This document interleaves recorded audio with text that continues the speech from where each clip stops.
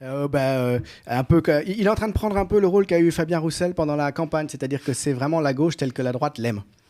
Et quand on regarde un petit peu, d'ailleurs, les gens qui promeuvent dans l'espace médiatique Bernard Cazeneuve, qui lui font prendre une place, depuis l'automne dernier d'ailleurs, parce que c'est la troisième étape d'une campagne des médias, notamment du Point, notamment du Journal du Dimanche, pour le lancer comme alternative possible à gauche. Quand on voit quels sont les organes qui le promeuvent, c'est le JDD qui appartient à Vincent Bolloré et à Lagardère, c'est le Point qui appartient à François Pinault, c'est beaucoup Franc-Tireur, qui appartient à Kretinsky.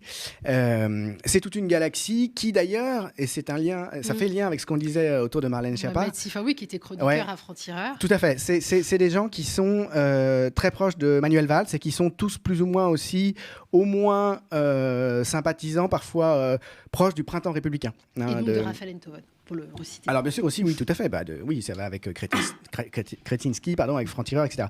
Donc en fait, c'est la gauche telle que la droite l'aime et telle qu'elle veut essayer de la faire exister de manière évidemment à conjurer la possibilité de victoire électorale de la NUP et d'une vraie influence politique, même si on ne gagne pas les élections, le fait qu'il y ait une vraie pression populaire. C'est pour ça que ça aurait été important qu'au second tour de la présidentielle, il y ait non pas Madame Le Pen, mais Jean-Luc Mélenchon, même s'il avait perdu, on n'en sait rien, on ne sait pas s'il aurait perdu. Mais en tout cas, il y aurait eu, disons, deux alternatives qui auraient été posées face à face.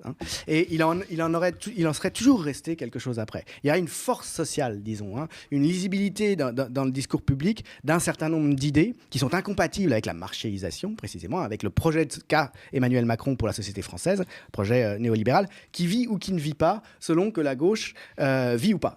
Alors, voilà. Et cette droite-là aime beaucoup et fait l'éloge. Il faut lire l'article dans Le Point d'un chroniqueur récemment, je crois que c'est Arthur Chevalier, qui fait une espèce d'éloge enflammé de Cazeneuve, qui le compare à Léon Blum, ce qui est totalement absurde, et qui en fait vraiment un parangon de progressisme, mais modéré, mais qui sait ne pas exagérer, qui sait ne pas diviser les Français, parce que naturellement, on peut être de gauche, mais il faut néanmoins surtout pas souligner que les intérêts de certains ne sont pas les mêmes que ceux des autres. On a Emmanuel Macron, il est du centre-gauche. Non, justement, Marlène non. Schiappa, c'est de gauche tout le temps. Justement, non, parce que c'est là où Bernard Cazeneuve, c'est là le problème central chez Bernard Cazeneuve.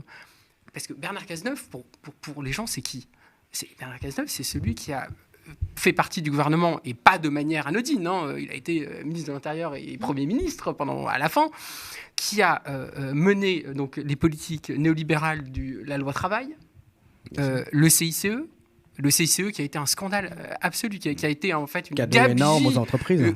Mais plus que ça. Sans aucun retour. Sans aucun retour, et notamment avec des très grandes entreprises qui n'en avaient absolument pas besoin. C'est parti directement dans les paradis fiscaux. Voilà, je veux dire, c'est une mesure dont même la droite n'aurait pas rêvé. On parlait de prédation tout à l'heure. Voilà. Et c'est aussi la déchéance de nationalité, qui était une rupture dans notre pacte républicain qui était gravissime, et qui d'ailleurs n'a pas abouti, parce que c'était une chose bien trop grave.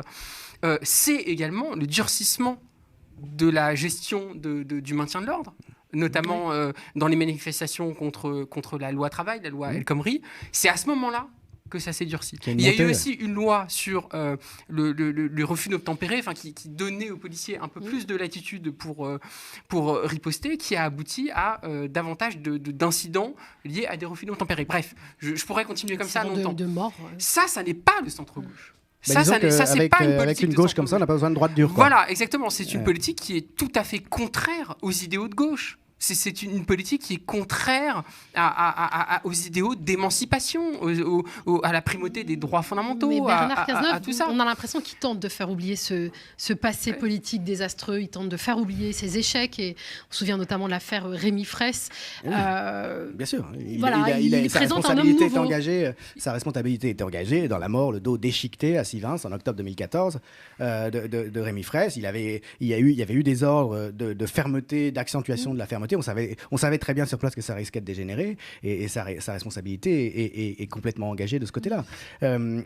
Et puis la manière de gérer cette affaire-là aussi, c'est-à-dire de revendiquer, de refuser aucune remise en cause des méthodes policières. Alors il a suspendu un temps l'usage des grenades offensives, mais il y a eu globalement quand même une subalternité de son temps et du temps de Manuel Valls, donc il était ministre de l'Intérieur de Manuel Valls, il faut le rappeler, de sa part à lui et de la part de Manuel Valls à l'égard des syndicats de police, qui est tout à fait déplorable et consternante et qui n'a rien à enlever à la soumission actuelle de Darmanin ou à celle de Castaner à l'égard des syndicats de police. Je voudrais quand même rappeler quelque chose à propos de Bernard Cazeneuve qu'on dit jamais, qui est bizarrement jamais dit, c'est que l'attentat à Charlie Hebdo, il a lieu dans des circonstances où les locaux de Charlie Hebdo ne sont plus protégés que par une personne. Le policier qui a été tué d'ailleurs à l'intérieur des locaux puisqu'il avait une arme dérisoire seulement à sa disposition et il était seul. Pourquoi est-ce que la garde rapprochée des locaux de Charlie Hebdo a été levée dans les mois qui ont précédé, alors même que le gouvernement surfait et accentuait en bonne méthode valsiste de communication sur la vague islamophobe, la peur du terrorisme islamique, etc. Alors même que les Charbes et les autres étaient en une de je ne sais quel magazine djihadiste au Yémen directement menacés. Donc, dans le cadre d'une politique générale, disons, de montée de la tension, dont Valls et Cazeneuve étaient partie prenante. Pourquoi est-ce que la protection des gens de Charlie Hebdo a été levée? Parce que le syndicat Alliance l'a exigé. On va t'accuser de complotisme, Julien. Mais pas du tout. Le Canard enchaîné a publié, personne ne nie ce fait, même les experts les plus pointus. C'est Alliance. On a la demande d'Alliance. Le Canard enchaîné avait tout publié, mais c'était très peu commenté parce qu'évidemment, ça fait mal. Des gens qui ont mis en avant et qui continuent à faire de leur fonds de commerce en termes de com politique le danger islamiste, qui en réalité n'ont pas été capables, alors qu'ils roulent des épaules, ils affichent des valeurs de la droite, comme Cazeneuve, c'est-à-dire la sécurité, qui n'ont pas été capables de protéger les gens de Charlie Hebdo sérieusement et qui ont cédé parce que le syndicat Alliance, qui est un syndicat d'extrême droite, ne supportait pas qu'il y ait en permanence plusieurs hommes affectés en bas des locaux de Charlie Hebdo et trouvait que c'était injustifié parce qu'on a l'habitude dans ces milieux-là, de céder à la police en permanence, c'est leur responsabilité qui est engagée. Voilà. Donc, Cazeneuve, c'est ça aussi. Il ne faut pas l'oublier. Et puis, Cazeneuve, c'est quand même quelqu'un qui est un avocat d'affaires. Il ne faut quand même pas oublier ça non plus. Ce monsieur prétend être une gauche de gouvernement. Alors, je ne sais pas ce que ça veut dire, une gauche de gouvernement. On parlait tout à l'heure, tu me demandais comment est-ce qu'on va pouvoir sortir... Mathieu, de clarifier ça après. Tu me demandais comment est-ce qu'on va sortir de ce démantèlement de l'enseignement supérieur et de la privatisation de l'enseignement supérieur. Et je te répondais, de toute façon, il va falloir un changement d'inflexion politique majeur, qui ne pourra pas se faire sans heurts.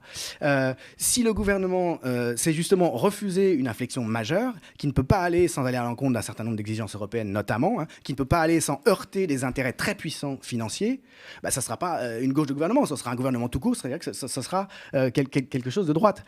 Cazeneuve, c'est quelqu'un qui travaille pour un cabinet d'avocats d'affaires, pour les grands groupes, qui fait du lobbying, qui est donc complètement de l'autre côté, qui est complètement de ce côté-là. Donc on comprend bien que la plupart de la grande presse de droite, Le Point, etc., JDD, promeuvent ce personnage et l'adoubent comme la gauche, comme il faut, la gauche qu'ils aiment. Mathieu, c'est... Ajouter un point très rapidement. En fait, pourquoi, à mon sens, l'initiative de Bernard Cazeneuve n'a aucun sens et est vouée, alors peut-être que je me trompe, mais est vouée à l'échec. D'abord, c'est finalement une personnalité qui est très proche d'Emmanuel Macron, même dans l'imaginaire des gens. Il a fait partie d'un gouvernement quand même qui a donné naissance littéralement à Emmanuel Macron, qui a été le secrétaire général adjoint de l'Élysée sous François Hollande, puis ministre de l'économie. C'est pas rien. Donc c'est quand même cette sensibilité-là qui a donné naissance à Emmanuel Macron. Et les Français n'ont pas la mémoire courte. Ils le savent, ça. Voilà. Et puis deuxièmement... Vous avez rappelé justement la proximité de Bernard Cazeneuve avec la Macronie, Emmanuel Macron. Est-ce que finalement, ce n'est pas l'idiot utile des macronistes, puisqu'il peut affaiblir le PS et par ricochet la NUPES ? Je pense que lui-même, c'est pas un idiot utile au sens où je pense qu'il est tout à fait conscient de son rôle en fait. Je pense pas qu'il s'illusionne et qu'il s'imagine. De toute façon, je sais pas comment fonctionne la psychologie de ce genre d'homme politique.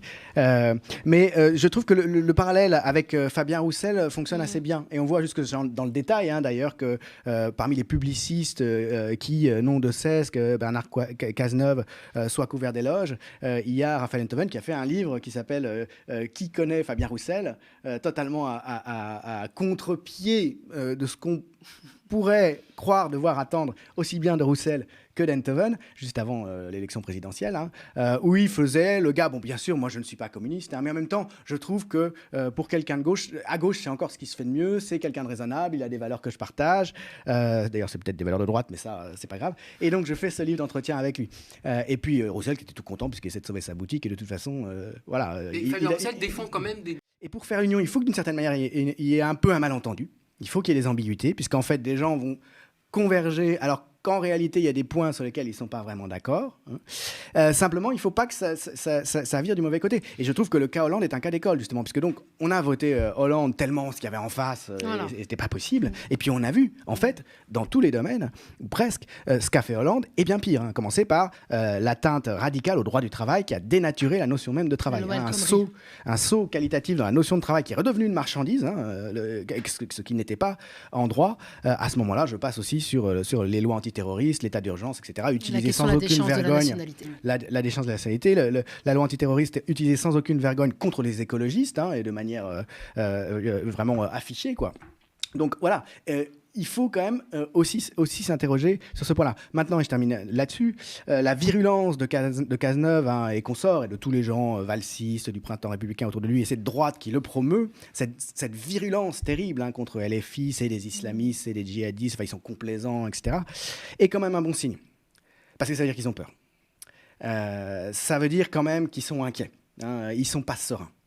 Et le fait qu'ils cherchent tout le temps à promouvoir comme ça ce genre de personnage qui est compatible avec eux, dont ils savent qu'ils sont inoffensifs, devrait d'une certaine manière nous encourager. Alors bon, là, ces conventions avec ce parti, on peut aussi faire un petit florilège pour s'amuser de ces partis mornés ou ridicules qui sont symptomatiques comme ça, de l'incapacité du PS à continuer sur les mêmes bases et de son discrédit. Parce que je vous rappelle quand même qu'il y avait eu, c'était la Belle Alliance Populaire, à un moment donné. Après, il y a eu EO-la gauche, de plus en plus ridicule, parce que derrière, il y a les communicants, naturellement.